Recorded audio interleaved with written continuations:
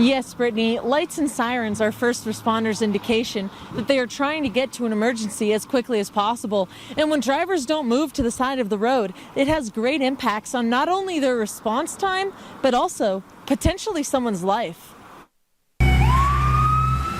Seconds count when first responders are trying to respond to a call for help. When we do get delayed, that potentially could snowball into, somebody being more injured or even worse. When a first responder gets the call, a lot of things are going through their mind as they are on their way there. And the last thing they need is to have to maneuver around other vehicles on the road.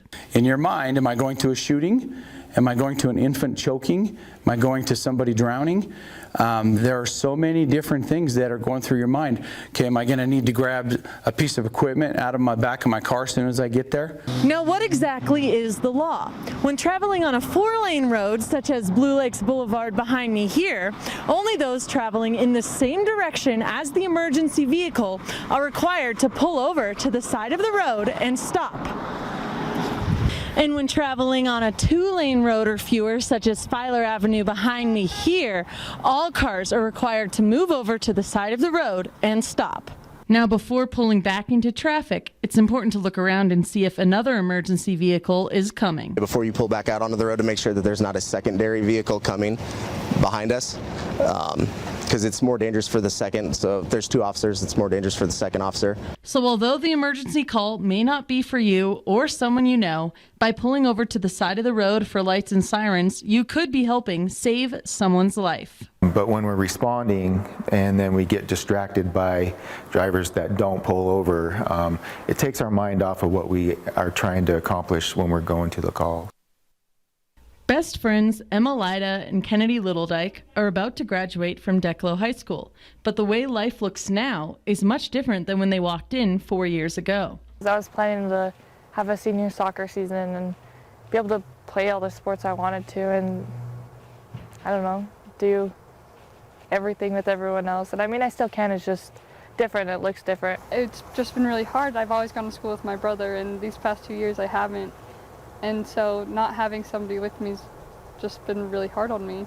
2 years ago, Emma's brother committed suicide, and about 1 year ago, Kennedy was in a terrifying car accident, causing her leg to be amputated. But it's how they have handled their trauma that has caused them to be inspirations to people of all ages. Kennedy has gained a large social media following on TikTok and Instagram, sharing her story of learning how to walk again and the invisible struggles that she faces every day. It's not always awesome, and it's hard.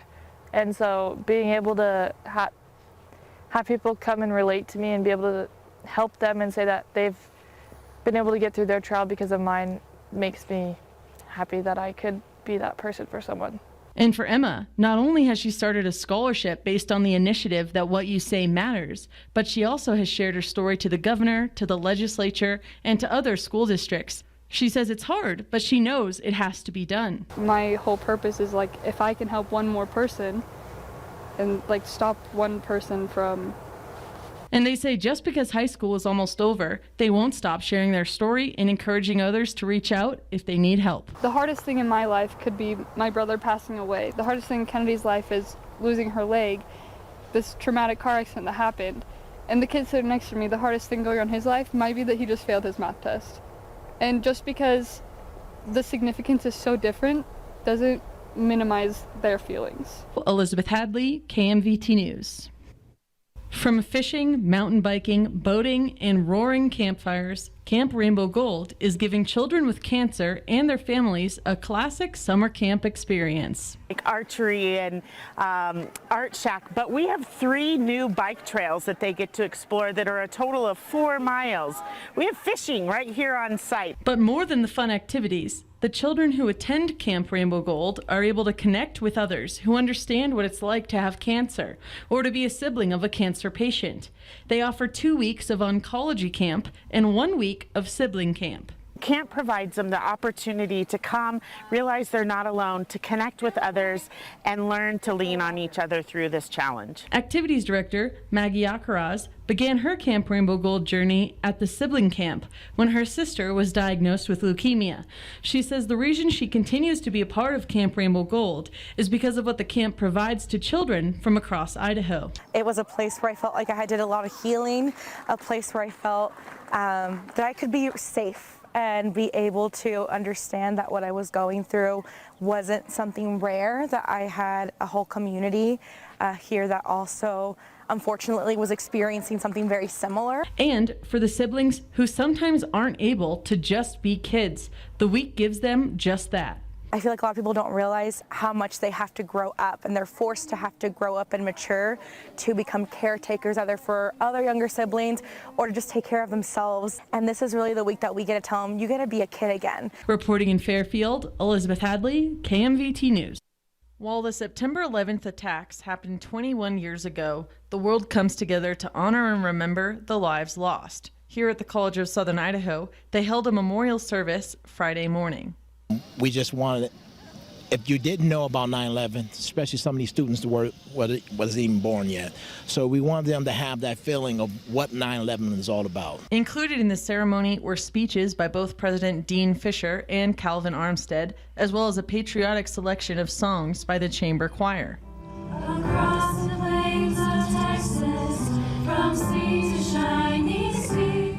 President Fisher says it's so important to never forget not only the horror that took place that day, but also the way the world came together in the aftermath. That we embrace what really was the message that I want us to keep, and that's the power of friendship and the power of helping others. One attendee, who is also in the Army Reserve, says it's pertinent to have events like Friday so we don't forget what happened. Remember your past so you can correct it for the future. Ideally, you don't want to forget your past. Otherwise, you have no future. Perhaps the most eye-catching piece is the 2,900 flags displayed on the lawn, representing each person who passed away. We just wanted to have something that stands out and bring people to remember that, what happened that day and to represent those that perished in 9/11. And the stunningly solemn moment of silence to conclude the program. Remembrance of never forget is strong in America, and across the nation we have people doing things like this, and I hope it will last forever. Reporting in Twin Falls, Elizabeth Hadley, KMVT News. Every Wednesday and Thursday, the students in the hospitality, culinary arts, and baking and pastry programs at CSI come together to offer a unique opportunity for the community. They run a restaurant, and everything we do is from scratch. We do an entree that includes a soup or a salad and a beverage and a dessert. We do a sandwich feature, we do a salad feature, we make soup every day. We've got a pear tartlet coming in today from baking and pastry students. The students are in charge of the entire process, from choosing the menu to preparing the food, seating the guests, and serving them. So this gives them a hands-on experience in the different areas. So that way, by the end of their experience here, they are able to do production, do line, and have all parts of the kitchen components together. One second-year student says she has always wanted to be a chef and loves the adrenaline rush that accompanies it. What I expected from culinary is so much different from what it is here, so hands-on. It's like adrenaline rush here for cafe. It's crazy. She says they learn what it will take to succeed after they finish the 2-year program. That's what I love about this program so much, is that they are preparing us for the real world, and it's so much like the real world because back there in the kitchen, it's just, moving constantly. Anyone is welcome to eat at the Desert Cafe on Wednesdays or Thursdays from 11:30 to 1 at the Desert Building. I tried the meal on Wednesday and give it a thumbs up. Reporting in Twin Falls, Elizabeth Hadley, KMVT News. Jonas Brady has been working for UPS for 13 years. And I love the challenges of it, the physicality of it, and the mentality of it, and mostly behind this wheel, driving safely and serving the community. And from Thanksgiving until Christmas is over, otherwise known as peak season, Jonas, as well as all the other drivers, work long days to try to make sure everybody gets their packages in time. You'll see the jump in volume, and it's like a 5 or 6 week stretch where it's all hands on deck and our volume is doubled, and we put our heads down and go serve the community. He says while the days are long and there are twice as many packages as normal, it makes it worth it when his customers are thankful he could get the package there in time. They are amazing. They take care of me. I also take care of them. Love, seeing the smiles on their faces. But yes, people are super, super thankful and grateful once they have that package in their hand. During this time of year, the UPS Center utilizes helpers and personal vehicle drivers on top of full-time drivers, bringing the total to 62 drivers, which is 13 more than the rest of the year. We're Santa Claus in Brown. We've got a great crew here. They all understand it's peak season, and we just go out and get her done. Reporting in Twin Falls, Elizabeth Hadley, KMVT News. Experts say to have 3 things when out recreating in the backcountry: a beacon, a shovel, and a probe. The ski patrol at Sun Valley is using one more tool to help keep you safe on the mountain: dogs. If you can imagine an avalanche slide, and then imagine that person isn't wearing a beacon and isn't having any reflective gear on them, it can feel really hopeless. And that person's best chance scenario of being found is an avalanche dog. At Sun Valley, there are currently 6 avalanche search dogs, each one trained to detect where a person is buried. It's the exact same program. It's just he's trying to find people. A drug dog's trying to find drugs. A bomb dog's trying to find bombs. On Monday, I was able to take part in the training. After getting safely buried by the ski patrol, Ripley was deployed to find me and alert her team that's where I was. We dig holes, and we ask our good friends and members of the public to hide in the holes, and we release the dog to play the game. They will, what we call, indicate and start hopefully digging at the hole, and that lets us know, oh, there's definitely human in there, and we unbury the person, and then he plays, and that's how he learns to play. That's the reward, and that's why he keeps doing it. Many mountains in the West who are prone to avalanches use dogs as a tool in their avalanche detection, and Blaze has already been deployed once this year. Not many people wear a beacon, which is the easiest way to find somebody when they're lost. And golly, if you don't have a way to contact them or connect with them, it's very difficult to find them, and a dog can just cover so much area so much faster. Reporting in Sun Valley, Elizabeth Hadley, KMVT News. At the Murtaugh School District, Deputy Radmal is a well-known face around the school. How are you guys? Good. Are you guys super excited? Yeah. And for second grade teacher Michelle Butler, he's an irreplaceable member of their school. They come in and serve lunch.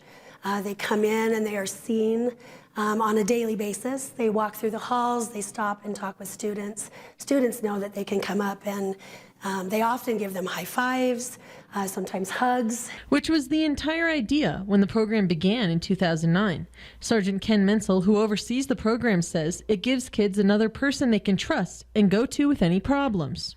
To provide just one more avenue besides a school counselor or principal, superintendent, or teacher that they can share some of those things that are going on in their life, especially if they're of a situation, let's say bullying or online harassment or something criminal or personal in nature, that they have that relationship with that SRO and just one more person they can confide in. Sergeant Menzel says on top of being a constant friendly face for the students, the SROs are trained to keep the school safe from any potential threats. In a situation where somebody would want to come in and cause harm or danger to the school, they're prepared and ready to act and take that situation on.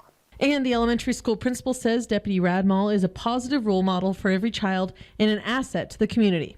They're really partnering with our school on growing students and making it important to set goals and be kind and be good citizens within our school. Reporting in Murtaugh, Elizabeth Hadley, KMVT News.